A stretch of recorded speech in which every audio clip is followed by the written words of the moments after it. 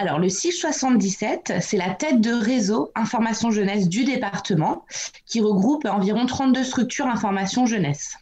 Donc, le réseau information jeunesse, il est composé donc de points information jeunesse, de bureaux information jeunesse, qu'on appelle les structures information jeunesse, et qui sont répartis sur tout le département. Voilà. Et nous, par contre, on est implanté à Melun, quai de la Courtille. L'association, elle a été créée en 1988 pour accompagner les jeunes de 11 à 25 ans, voire 30 ans, dans les interrogations qu'ils peuvent avoir sur des thématiques telles que la vie quotidienne, la santé, l'orientation, la découverte des métiers, la recherche d'emploi. Voilà, c'est à peu près une grande thématique sur lesquelles on intervient. Et donc nous, on impulse des événements en fait à notre réseau, que ce soit des semaines par exemple santé, des groupes de travail, justement l'objet de notre réunion d'aujourd'hui. Et puis voilà, on essaye en fait d'accompagner les SIG pour développer les actions en tenant compte des bassins d'emploi ou de vie, et on contribue à la promotion du réseau information jeunesse de Seine-et-Marne.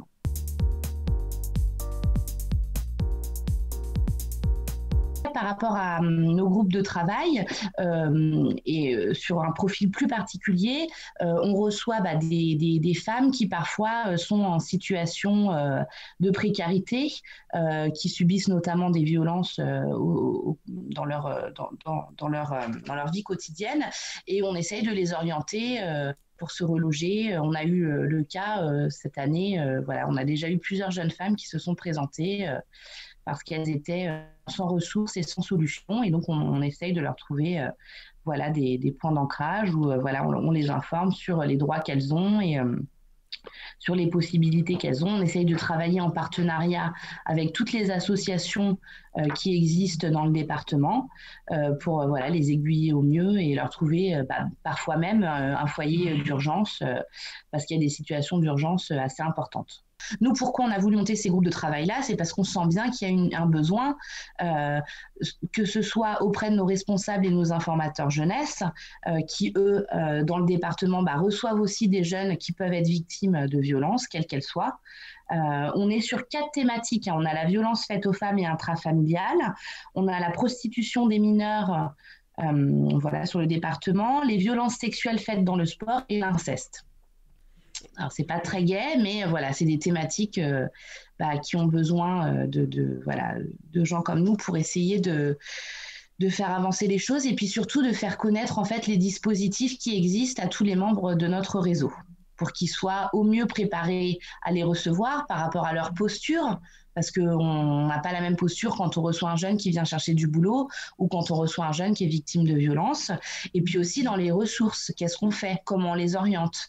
Nous, notre but, c'est qu'il n'y ait pas plus de deux coups de fil, entre guillemets, avant de trouver une solution. Vous voyez, on veut les orienter rapidement sur des solutions et pas qu'ils aient à suivre un parcours administratif. On veut essayer d'orienter rapidement et trouver des solutions rapides.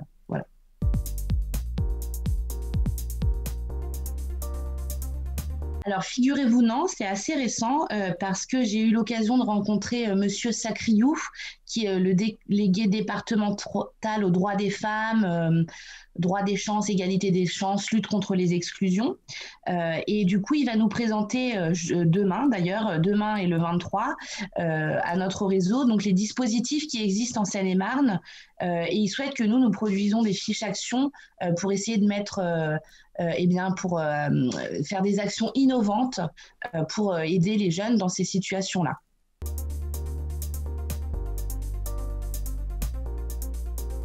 Alors, ça va être des jeunes femmes plutôt, parce que comme je vous dis, on est sur du 11-30 ans, donc nous, on est sur ce créneau d'âge-là.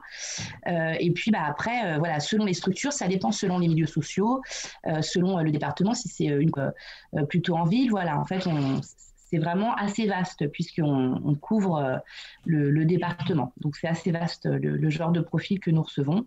Mais ça peut être des mineurs dans des situations sociales de précarité.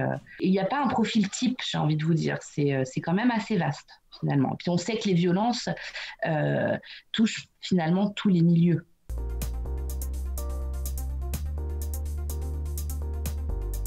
Alors, c'est tout récent, hein. On commence cette année, hein. Ça a été mis en place, si vous voulez, l'année dernière, on a réfléchi à ce qu'on allait proposer. Et puis là, début 2021, c'est là où on commence à faire des actions.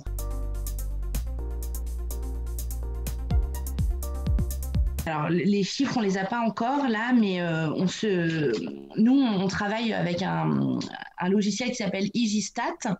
Et en fait, on rentre toutes les statistiques, enfin, toutes les visites qu'on a, voilà, à chaque fois qu'un informateur jeunesse ou qu'un responsable de structure reçoit un jeune, à l'issue de cet entretien, il rentre donc sur Easystat, notre logiciel, donc les tenants et les aboutissants, sachant que c'est anonyme, donc il n'y a pas de nom. Hein, mais par contre, il y a un profil, une tranche d'âge, voilà, si c'est féminin, masculin. Et en fait, en fin d'année, bah, ça nous permet de voir voilà, ces statistiques-là qui sont étudiées par d'ailleurs le CIDJ. Voilà, c'est un outil qui nous est mis à disposition par le CIDJ. Ce qu'il faut savoir, c'est que souvent, les informateurs jeunesse et les responsables de structure sont assez proches des jeunes qui reçoivent. Ils les connaissent bien, que ce soit sur les activités extrascolaires. Comme ils ont en fait pignon sur rue, ils ont l'habitude de recevoir ces jeunes et souvent, ils les suivent en fait sur plusieurs années, ce qui nous permet d'avoir un suivi voilà, un peu plus approfondi des jeunes. Mais ça, encore une fois, c'est du cas par cas. Il n'y a pas une généralité. Si vous voulez, on travaille vraiment au cas par cas, selon les profils qu'on reçoit et selon les structures, ça peut être assez différent.